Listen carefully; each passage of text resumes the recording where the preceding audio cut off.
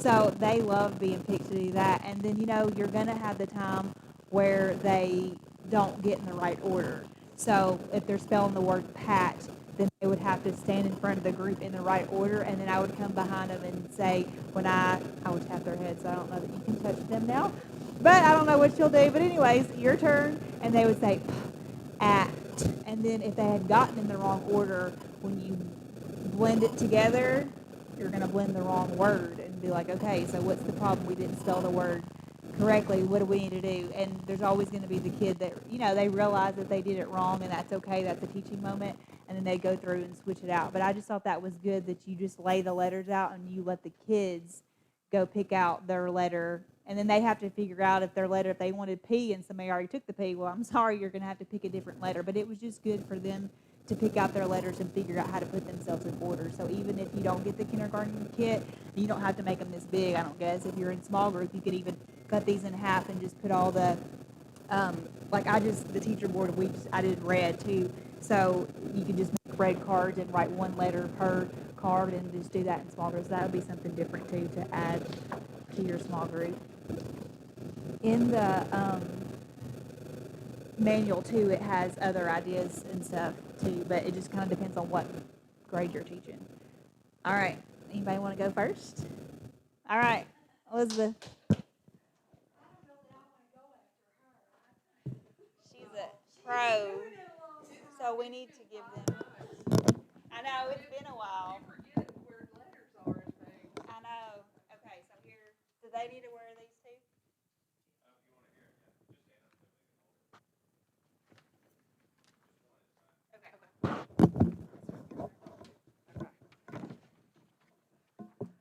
All right, so today we're going to learn about a digraph. A digraph is where we have two letters that when we put them together, they make totally different sounds than they do when they're separate. So we're going to do the digraph SH. So we start out with S, and the H makes the H sound. But when we put them together, it does not say S. It changes when they're together to be sh. So that's what we're going to talk about today. Everybody say sh. SH makes the what sound? Sh sound. So that's what we're going to do today. I wanted to let you know that the sh can go at the beginning of a word or it can go at the end of a word. So normally we don't find it in the middle, but at the beginning, at the end.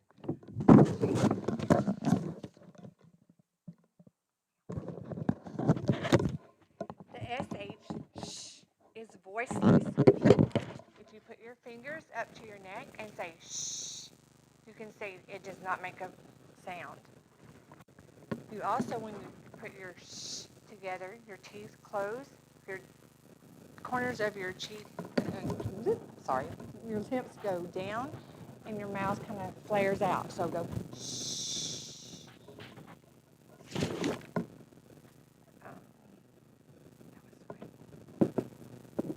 We also wanted to say that there's a card that goes with it that shows you how to make your lips do that. I didn't know if you guys brought that or not. But it shows, we put those up really close to where a board is or on your table, someplace where the kids can see that your lips kind of go down a little bit. Your tongue kind of goes to the middle of your teeth. They don't touch your teeth, but they kind of go to the middle. Then we'll talk about words that start with the SH digraph. Sh. Like we picked the word shot. So you would pick the SH. Sh. Hot.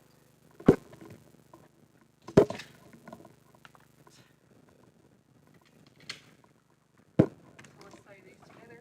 And I use two fingers because it's two letters, but it's a digraph, and I put them down at the same time. Shot. Shot. And then we will repeat that a few times. And then we put them back up.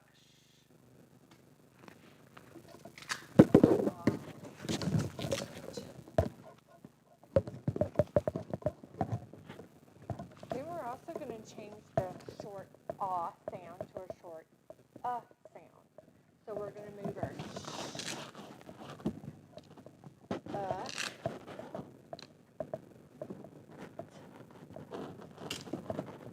so then we would have shut.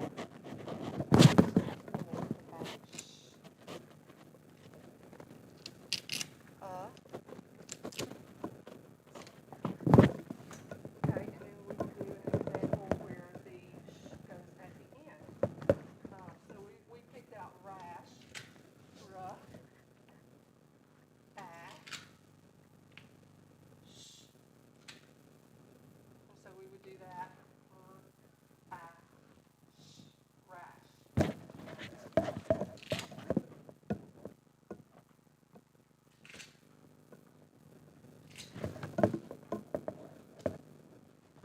And then we also would change the short to short So we would have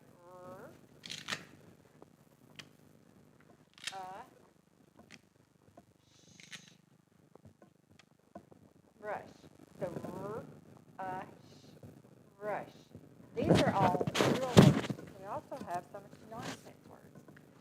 We'll take them back.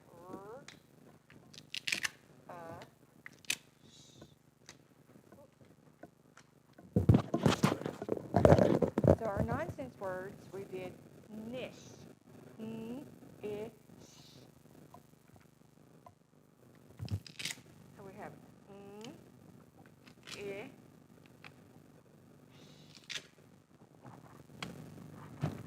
nish. So we'll sound it out. Ish, nish.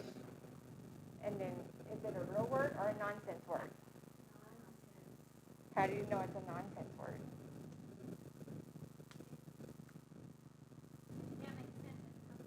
There you go.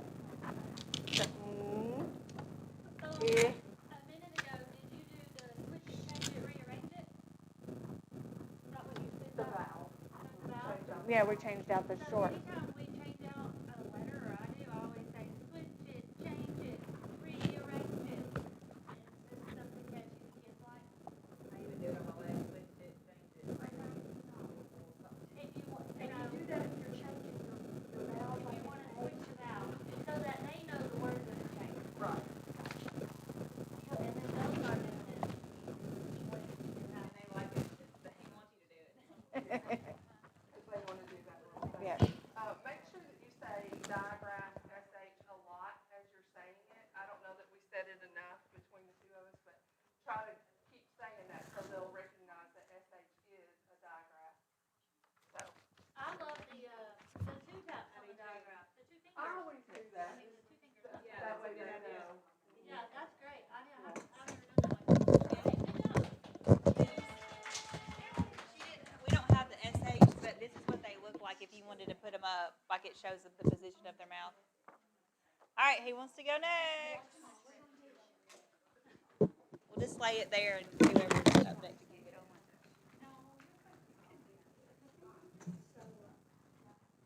Hey, don't forget, you got to pick up your rock star. Okay, yeah. Today we're going to go over the CK sound when it's at the end of a word, and it goes k, k. C and K go k. But there's got to be a short vowel in front of that CK for you to put it at the end of that word. And we're going to start with that sound. So we're going to start with the word pack.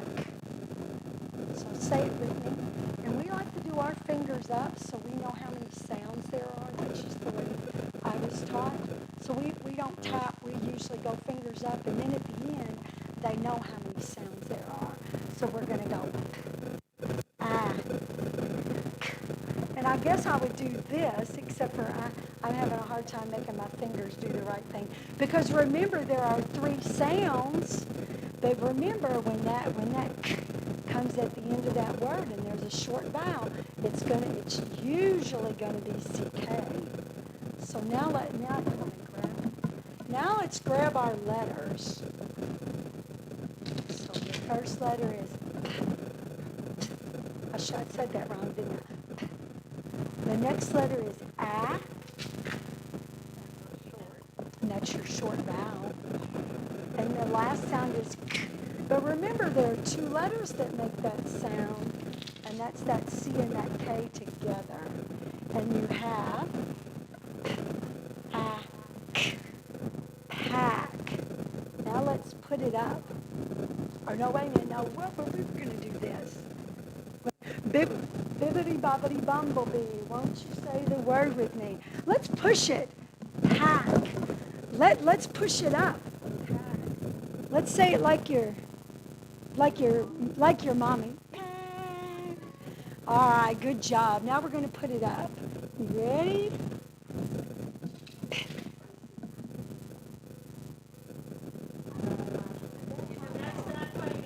Oh, yeah, up there. I think it goes up at the top. Ah.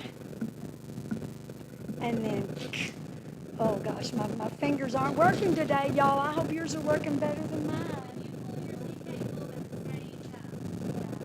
Oh. Oh, thank you. So we gotta go.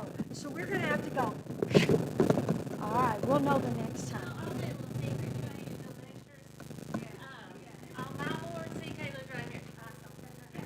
Well, I wondered that. Oh, man. I wondered why it wasn't there. Oh, yeah. Well, there you go. There are different philosophies on that. Okay. So different teachings. Kind of, sort of. CK lives on the same house. I love it. It would live on my same tile, too. All right. So we're gonna switch it, change it, rearrange it, and now we're gonna go with short. Let's do short. What's that a short, right? Remember that CK at the end of the word, that is going to be two letters. So we switched it, changed it to what? Eh. So we're going to say peck. So give me the sounds. Eh. So how many sounds do you hear? How many letters are we going to How many letters are we going to pull? 4. Let's do the N sound. Let's do the k at the end of that short vowel word. What 2 letters are k in peck?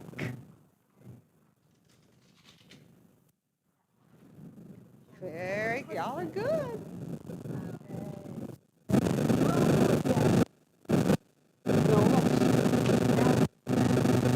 So let's spell peck. S.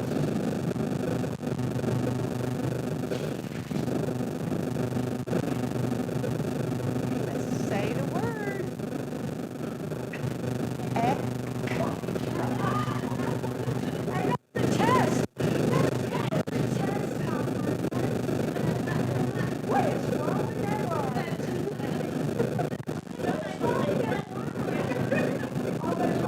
They would have done that. Wait a minute, guys. Remember when you do that it's got to be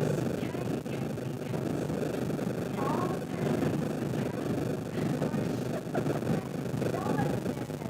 All right. Peck. So let's peck. Put it back. What else was we did switch it, change it.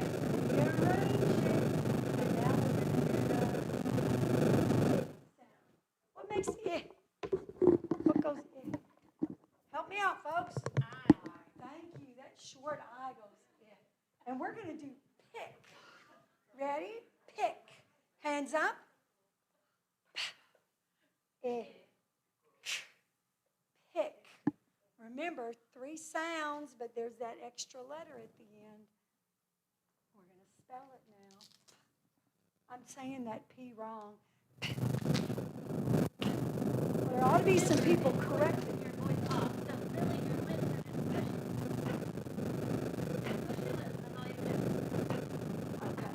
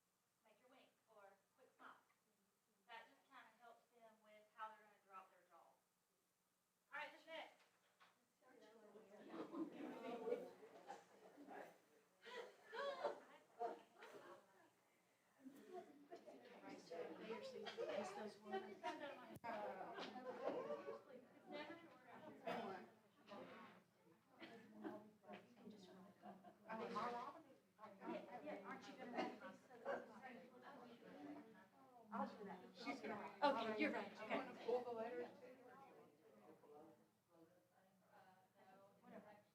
Okay. Or give me Maria some. Boys and girls, we're going to learn the job of Sneaky E today. Sneaky E has a very important job. Now, Sneaky E doesn't say anything, but it tells the other vowel in the word what to say. Doesn't be talking.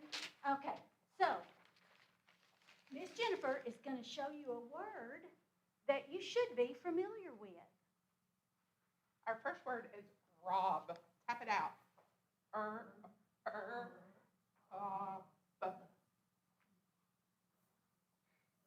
Now, in this word, the vowel is a short vowel.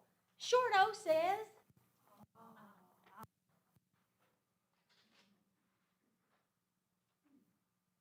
so again, let's tap it out. But Sneaky E's going to come along. Remember, Sneaky E doesn't say anything, but it's going to jump over that consonant. Sneak up on the O and tell the O, Mr. O, say your name. What's O's name? O. So this word is now O. So let's tap it out together. O. Row. So what is this word, boys and girls? Row. Okay. Now we're gonna go ahead and write it out. I do sneaky E fingers too. That shows them that sneaky E is here. It's gonna scare that vowel, make her say her name. So sometimes if they don't, I can tell they don't know. I'll show my fingers, and sometimes it will click. That's just a visual. They needed it. We talked about too. You know, normally we say when you bring the vowel and the sneaky E at the same time. This is an introduction to that. Right. They didn't do that. So I think in Right. for that all the vowels they'll do.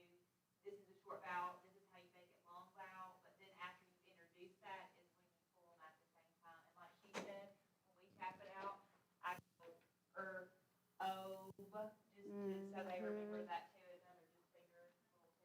Sometimes I'll even put the what's the long Miss Brady? What's the long vowel? The line? What's it called? Not a breathe. Oh, yeah.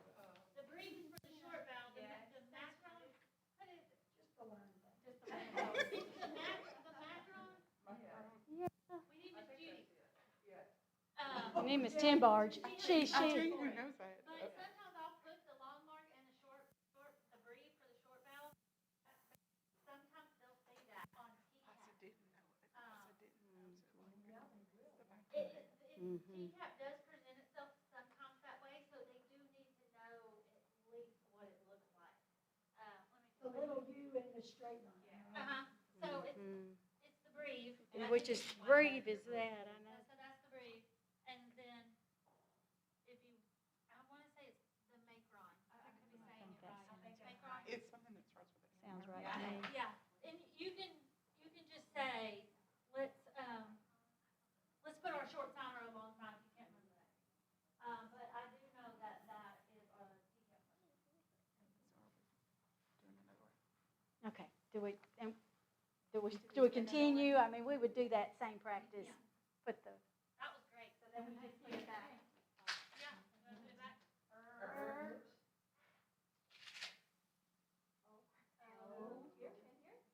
At the bottom.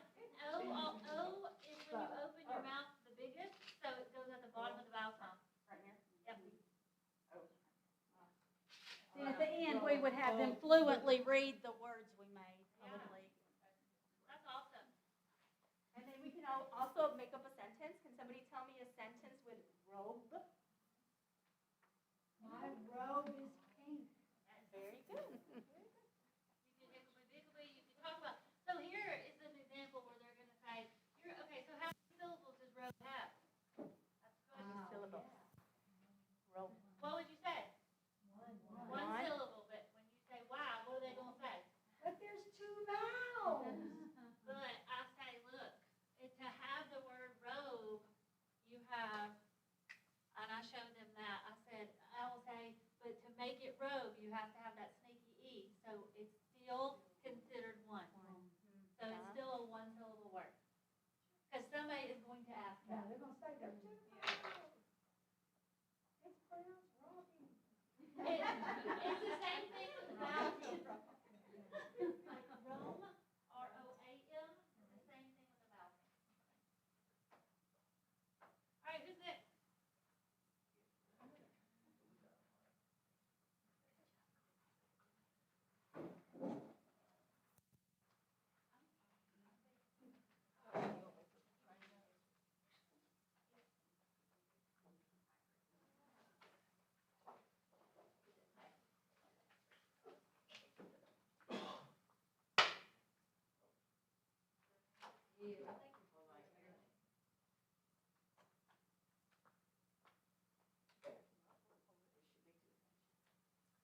All right, good morning, friends.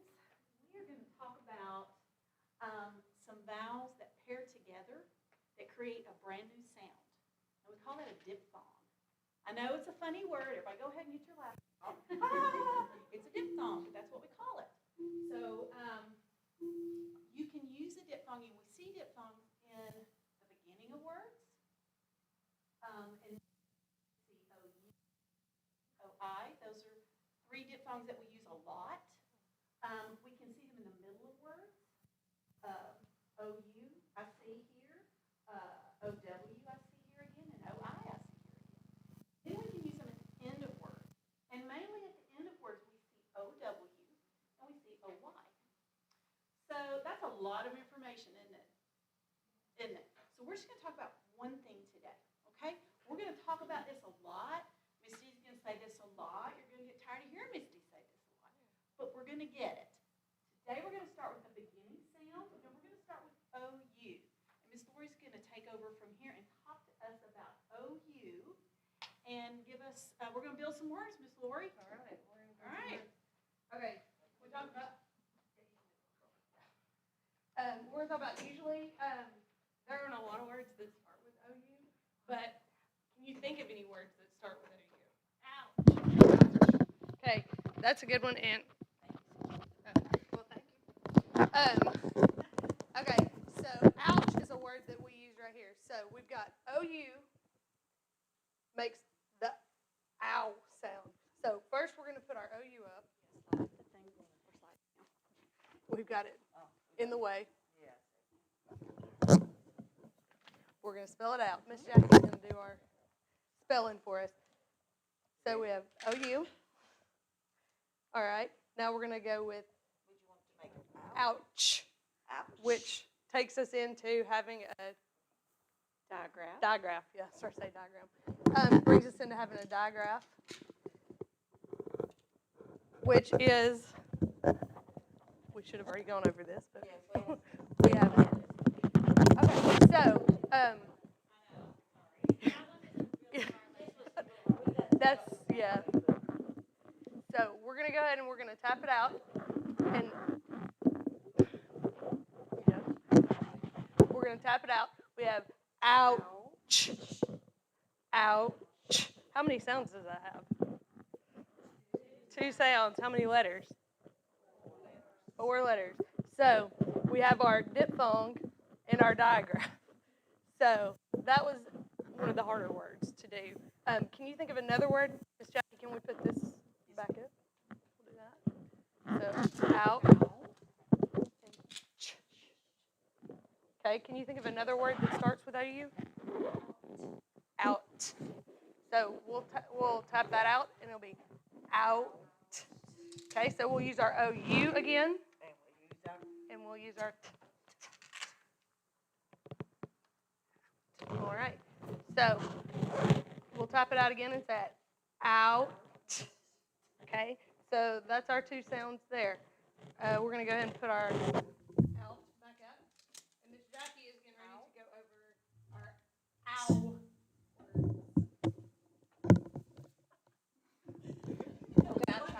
Ow. O-W. Yes, our rule breakers.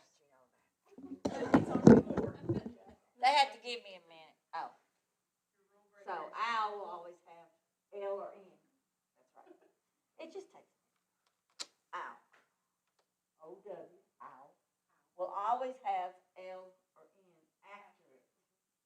So we can take our L, ooh, and make owl. So it would be owl, ooh. Or we can remove our L and make us another word with our N. But it changed, But, this one even changes the rule yes, again. it did. I forgot about that. This is a This is a hard. There's a, And so it's we, 50 seconds. so we talked about, we would never cover all of this At one time. This because is like a it's too 3 much. day. Oh, that's a long one. Cause it's just, in what we had, it goes over all three of these things. I mean, it had all of this For in one there. lesson. And we weren't in We there just that know long our to do kids that. could never get all this. So when you know that, you break it down. Yeah, You do about 3 days, and I would start on day 1 of where do you hear that sound? Yeah. Only thing I would focus on. Do Right. you hear it in the beginning, middle, or end? I wouldn't worry about the trick words. I would worry about the rule. And then maybe the last lesson, say, hey guys, there are some trick words in this, and we're going to talk about those. But if you forget, it's okay. Yeah, I just Because forgot. you just want them to be able to hear where the sound is in the word. And the way, Because if they can, generally they're going to be able to apply the rule. and the way we talked about it too was just simply just breaking up each card. Yeah. For Don't forget, one train up lesson for each card, the and then if you beginning. needed to even, like, and then, so each day we teach the first one, then we do the first and second, and we do, and then, review as we needed to, Then you just can because, bring them together at the end. Yes. because it adds That's lots a of lot of rules in information. as you go. I don't forgot it. But you don't even have to, like on this, I wouldn't spend a ton of time on what's a diphthong, what's a consonant. That is not really what it's trying to teach you. It's trying to teach you, it's training them where to hear the sound, beginning, middle, or end. That's the whole rule. That's the whole thing of this concept.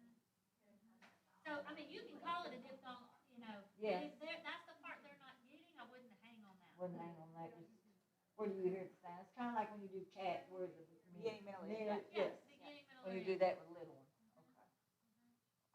So we survived. we survived. That was hard. We had a little hard one. Then they had to deal with me, so I'm gonna give them Yeah. kudos for that. That was all. Thank you, Miss Natalie, for helps on that one. Sorry, I gave you a hard one. No, it was good. You should do that. All right. Y'all went. All right, Miss Bam, y'all are up.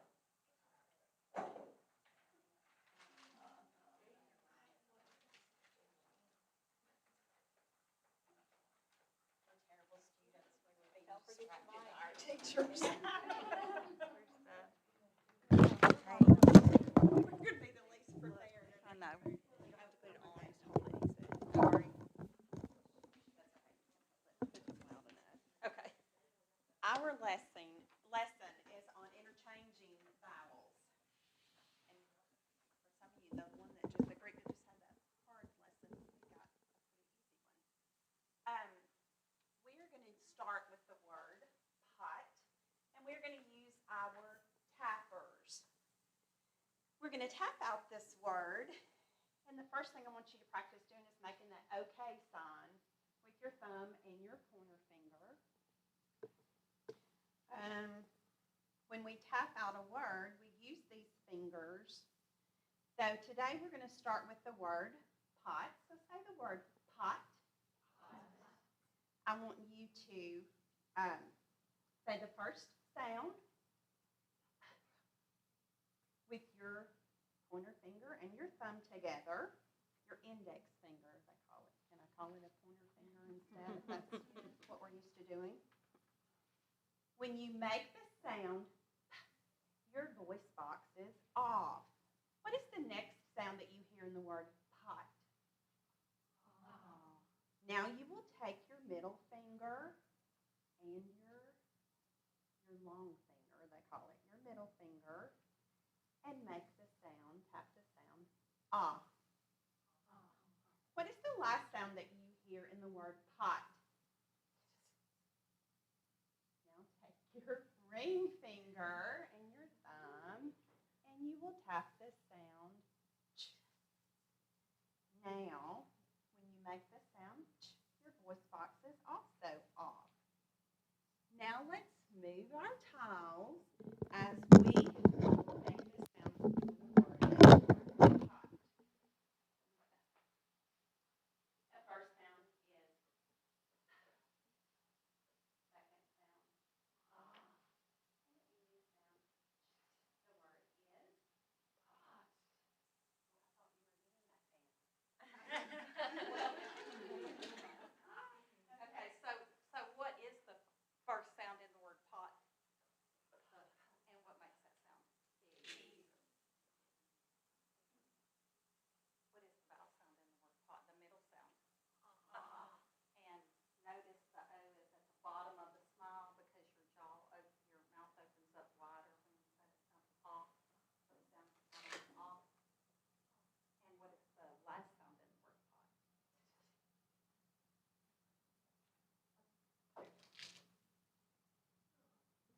And the word is hot.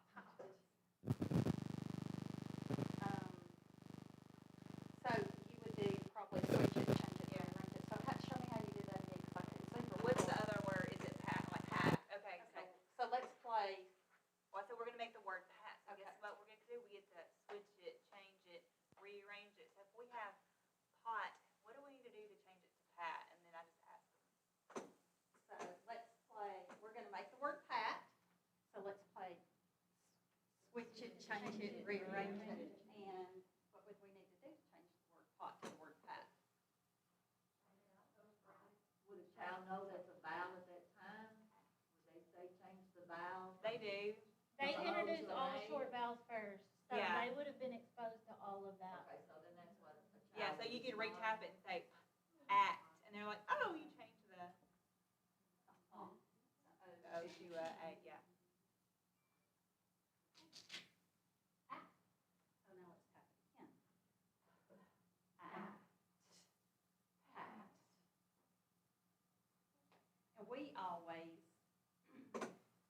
been trained to, when we're modeling it with our left hand. I don't know if that's the way y'all do it as well.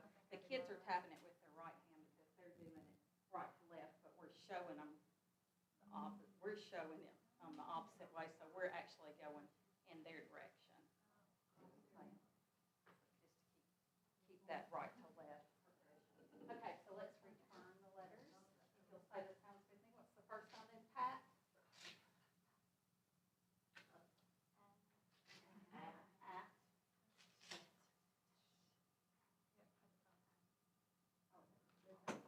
That's where I mean I didn't do that on my board, and when you have a lot, it gets. I'm like, man, I should have done that. Yeah, that would be. I'll do that first is mark where those letters Yes. go, so I'll get very confused with that.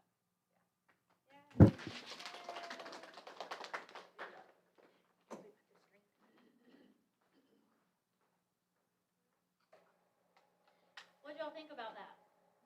Was it hard or? Well, if it's all laid out in the book, and you read the book, I think you can pretty much follow along like you said, correct? You just read it, this is what I'm teaching this week, and you get it in your mind, and you read over the lessons the night before Right, and that's morning what I'm of, thinking. you'll be ready to roll. And it's like anything, you're gonna perfect it as you go, and ask questions, ask your teachers questions, show them the lesson and say, what does this mean? And it's better to ask and know than to teach something wrong. It'll tell you. Natalie, do you wanna go over real quick, Oh, yeah. the horse hooves and the, owl eyes? No, you can do that. I thought you were gonna tell me to go over those letters. You're better at explaining Somebody that. over here was asking on the board, Yeah, the horse hooves. the OO, somebody was saying, I don't know what that means. You don't have to push the button again, I think. You get them out. I just want you to know in case you get to this lesson. So it's, like in the word book, that would be, horse hooves, okay? But in the word boo, that's gonna be owl eyes, ooh. So horse hooves, owl eyes, ooh. Right, Miss Brady? And So they're both sounds that the double O makes. That Yes. makes sense. it's just showing them that OO can make two sounds, long and short. And in your bucket, in your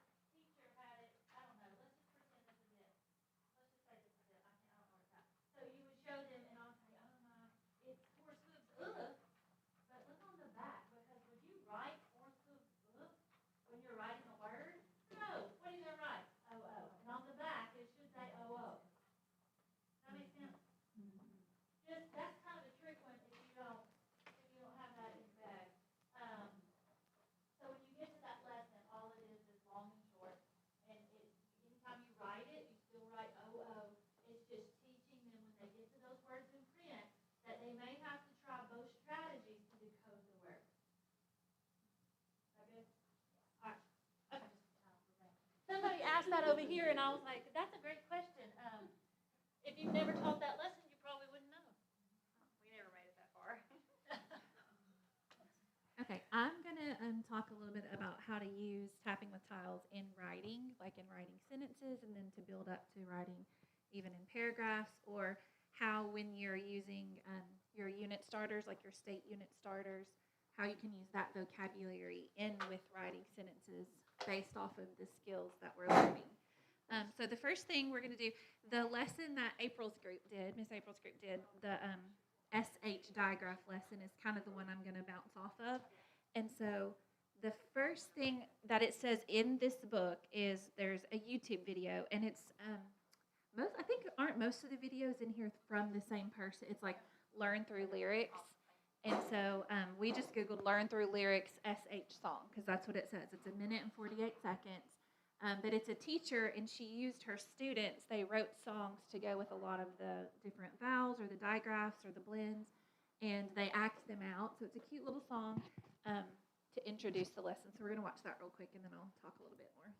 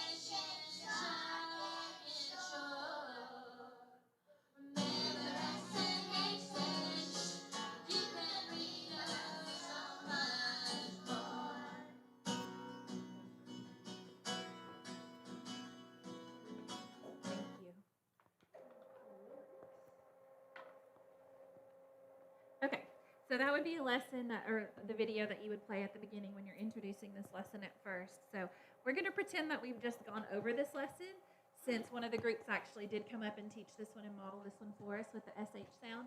And so at the end,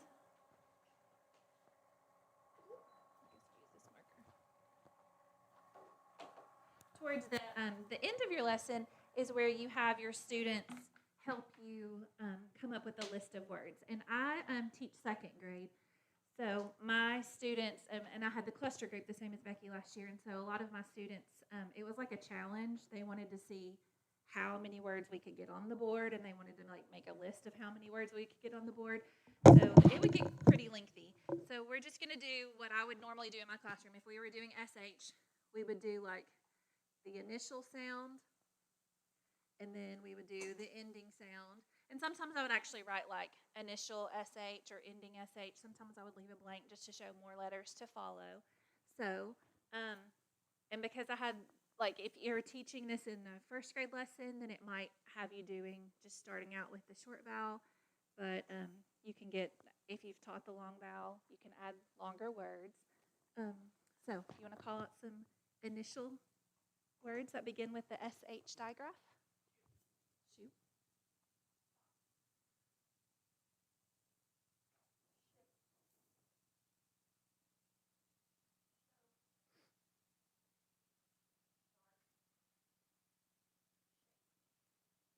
We'll do just maybe one or two more. All right, one more.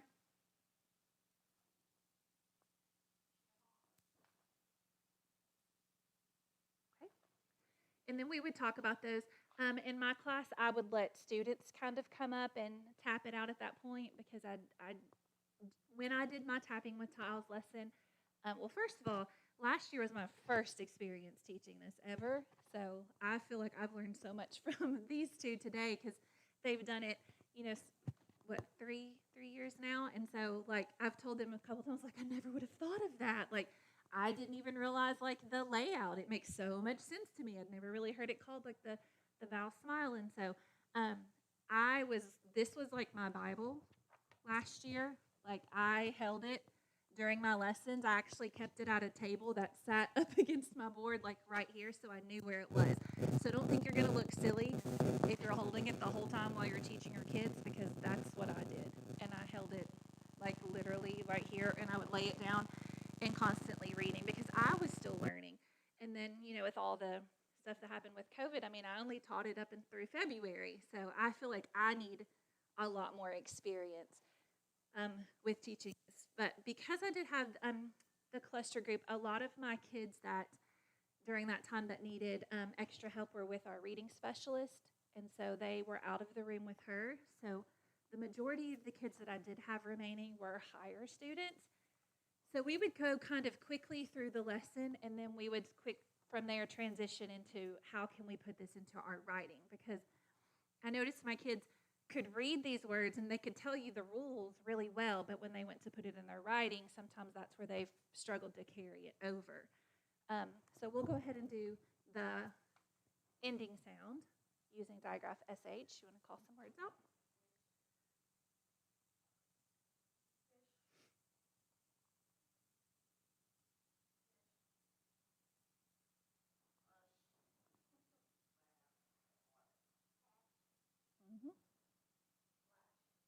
Good.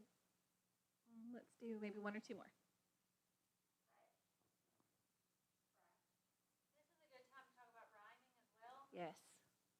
If they can't rhyme, it's going to be real hard to read. Mm-hmm. And we think that third graders can rhyme, and if they can't read, then chances are they can't rhyme, they can't read. So rhyming never hurts. Yes. Anytime you can point it out, point it out. We think, gosh, a third grader can't rhyme. It's probably someone that can barely read. Mm-hmm. So just continue. And a lot of times, like what you're saying, like when we would start with the cash, splash, sash, a couple of kids, they would pick up on it and they would even say, we're rhyming, and then it just kind of, that connection kicks in and it helps them to come up with a list. So it doesn't have to all be rhyming words, but once they pick up on that, it helps with kind of getting some more words out. So according to like our lesson, once we had taught the SH lesson, like that was already modeled by Miss Brady, is that correct? And Miss April, they modeled that lesson for us earlier. And then this would kind of be what you would do as you're going through the words. So we would technically be finished with our tiles lesson for the day. And so what I would do, because my kids were able to go through it pretty quickly, we would carry it over into some writing time.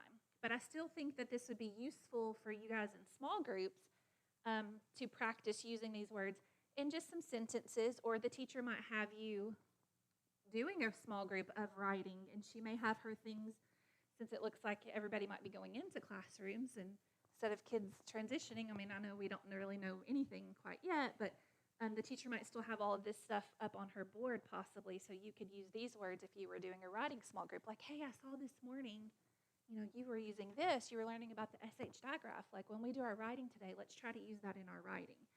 So here's kind of an example of what we would do. I would make it a game with my students, and I would just pick randomly, or they could raise their hands, but then sometimes I'd be like, okay, 1, 2, 3, 4, and then they would know who they were. They had their own expo markers, and I'd be like, okay, ready? Go to the board, find your spot. So they would come, and I just had a big board like this that I kept pretty empty most of the time. They would come find 4 spots, and I'd be like, okay, are you ready? It's not a race to see how fast you can write a sentence, but it's just get your sentence up there, and then everybody out there, like you're the audience members, but you're not just sitting and thinking about what we're going to eat for lunch and looking out the window at the squirrels on the playground. Like, you're doing 2 things. You have 2 important jobs. You're looking first to see, do you see a mistake? Like, do you see something that needs to be fixed? Or if your friend did a great job and you see nothing wrong that needs to be fixed,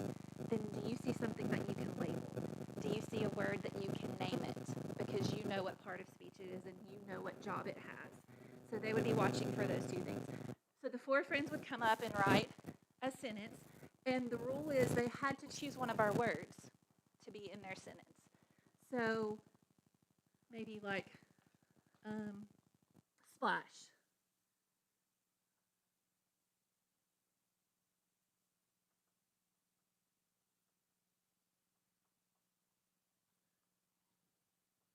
And I kind of had to cut my kids off because they like to challenge themselves. I kind of had to cut them off because they make their sentences like almost a paragraph. And made a big splash. Okay, so I jumped into the pool and made a big splash. Might be an example of one of the four sentences. So while the other students are out there kind of like audience members, and if you were doing this in a small group, maybe they each write their own sentence at the small group table, whether they write it on the table or on a piece of paper or dry erase on something they can wipe off. You could have them then, I don't know if you can this year, but you usually could have them switch boards with each other, switch with a partner, or pass the boards around and each person finds one word that they can label or something they see that needs to be corrected. So like this one wouldn't have anything necessarily that would need to be corrected, but then my kids, that's when it would become a race.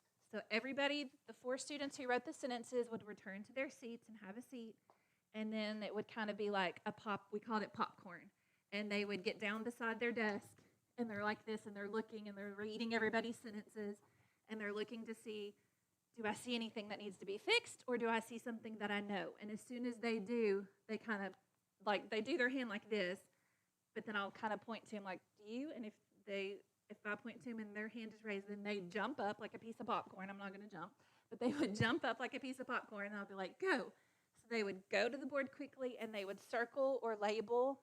We started off just on one thing, but then it became so like competitive, and they had so much fun with it. It was, I'm going to go to this sentence and find like everything I can find, and then that student would sit down.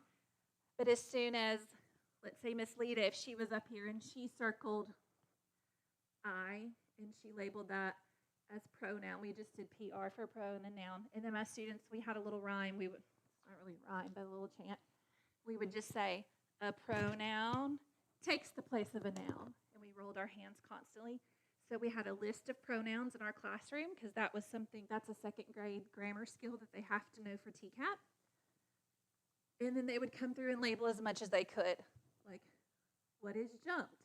And they would put a V for verb. Pool, they would put an N for noun. We don't teach like prepositional phrases and all of that yet in second grade, so I would just let them label what they did know. And then they would do ADJ for adjective. And then splash is one. It can be a verb. It can be a noun. We would talk about, in this sentence, what is it? Because you made something and it was a splash. So in this sentence, it'd be a noun, right? Used in that sentence group form, it would be a noun instead of a verb. So we would just label the parts of speech of what we had done. So if Miss Lita came up and she labeled, let's just say maybe she did everything except this. She didn't label I. So she circled and she's like, okay, I think I'm done. And she goes and sits down. And then I will see somebody else get out of their chair and go back down on the ground to ready to be a popcorn. And as soon as I see them do that, I know they've seen something else. So then I might call on them, like, Susie, what do you see? And then she'll popcorn up and run up here, and then she'll be like, that, and then she'll label whatever that person may have forgotten. So it just makes it a race where they feel like they're competing, they're having fun, they can move, they can wiggle, but they're still showing you what they know. And again, this was with second grade, so we did go into a little bit more with the sentences. So let's practice just one sentence. If anybody, you don't have to jump up and popcorn, but if you don't even have to come up, if you just want to tell me what you see, and just kind of so you can practice that flow of how it would work. Does anybody want to take a word and make a sentence for us? It might be hard to see the words. What about the word cash? That's a good word. I wish I had more. Cash. Okay.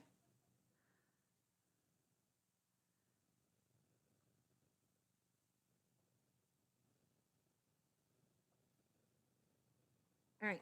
Anybody? This is when you would get down if you feel like popcorn. You wanted to just come up and label something. What could we label in this sentence? By. What's that? And then sometimes we would say, well, how do you know that's a verb? Like, verbs are action words, things that we can do, and then they would act it out if they could, if it was a verb that could be acted out. All right, what about fish? Noun, because nouns are a person, place, or thing. What about I? Because a pronoun takes the place of a noun. And I'm being really sloppy. What about use? Verb. That would be a hard one to act out, but you'll be surprised with what your students will do. And then cash, noun.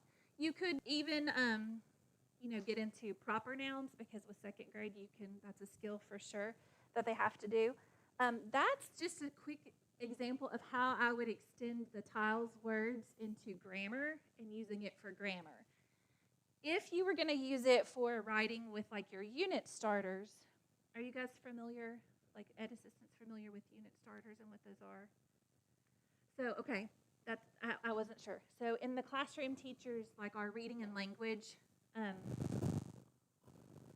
not really our curriculum, kind of our curriculum, our interactive read alouds, like the stories that we're reading to our students has vocabulary. So like if we're learning about life cycles, then we have a list of books that are all based off of life cycles and then a list of vocabulary words that go with those stories. Second grade this year will be starting out with the interdependence unit, which is basically about our constitution and government and voting, since we do have an election this year. So we will have a list of books on that topic that we read to our students, and it's usually one story each day. Sometimes the story carries over to 2 days, and then we have vocabulary words that go with those stories, and we focus on it. It's usually at least 4 weeks that you're kind of on that theme or topic, and sometimes it can go even longer to like 6 or 7 or 8 weeks. So to use this with I think I laid paper towels under here. Leaving my words there. Instead of using this with grammar, to use it like with writing, with your language arts, you could have a list of your vocabulary words. I have, some teachers have a word wall. I, on my dry erase board, just usually keep my vocabulary words listed because, like I said, it's the same words we're learning for that 4, 5, or 6 week time period. So just as an example, I just kind of got on our pacing guide and got the words for our life cycles unit starter. So I'm just going to put a few of the words up there. So when we're learning about life cycles, I would have these words listed, just some of them. So we talk about the word organism, offspring, mammal, molt, roost, I'll come back up here, kin, and main. These are just a couple. I didn't like write every single word. So a way to kind of tie this in, you could still, using a word from here, maybe using a word from here, trying to fit them into one sentence so that what they're writing about is on the topic that you're learning about in your language arts block and goes with what your story is, but they're still practicing using that SH digraph somewhere. So maybe an example.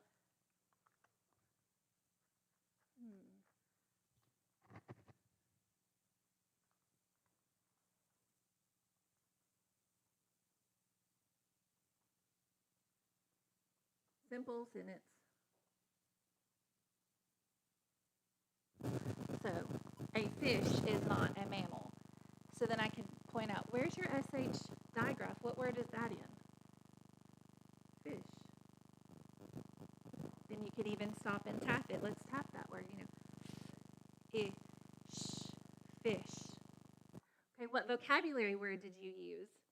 Point out, oh, I used mammal. Okay, what is a mammal? Then you can talk about the different things that qualifies an animal to be a mammal. So it's just something easy and simple, but you're tying it together. Now, at first, even my second graders had a hard time finding a word from here and making that into one sentence because their brains were like thinking. But that's a good productive struggle. Let them sit and think on it for a little bit. Don't be quick to jump in and give them the answer. Give them time to work through that and think on it.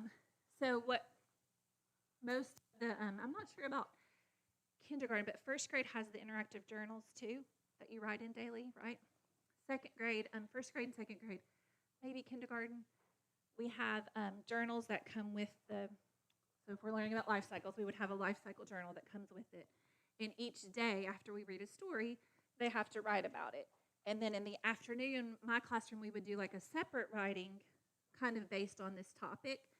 I just left this stuff up all day so that they would see multiple days actually, like half of my board would be just different digraphs and blends and words we made.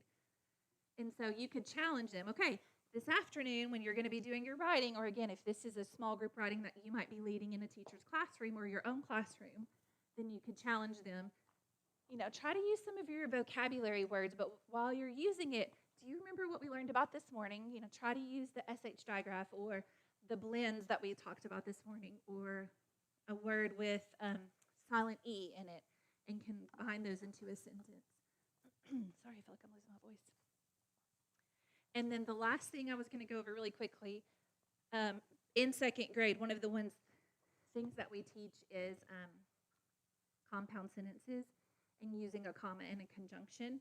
So then I would just challenge my students to, again, try to pair these up, but make it into a comma and a conjunction type sentence. So maybe we would say, okay, how can we turn this sentence now into a compound sentence? We've talked about a compound sentence. It has to have a fanboy, and we have like the fanboys, it's just for, and, not, but, or, yet, so. And so I have that listed on my board too, so they always have visual. So then somebody might say, a fish is not a mammal, comma and conjunction. So we put our comma, conjunction, we usually box it, so we make sure we have it. But, what could we say? Okay. I like that.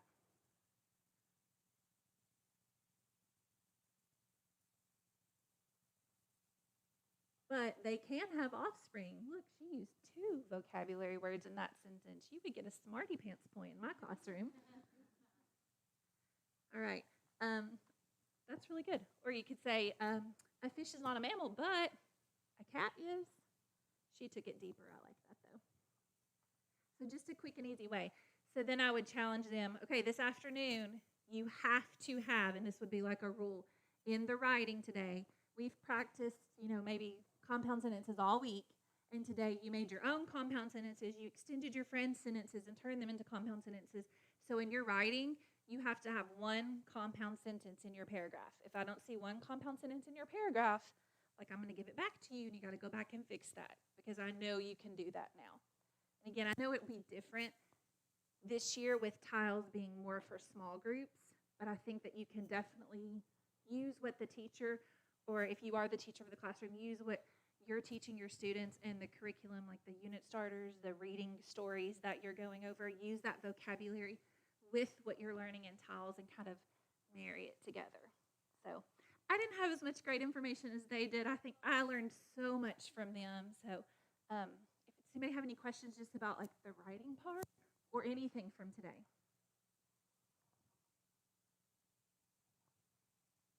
No?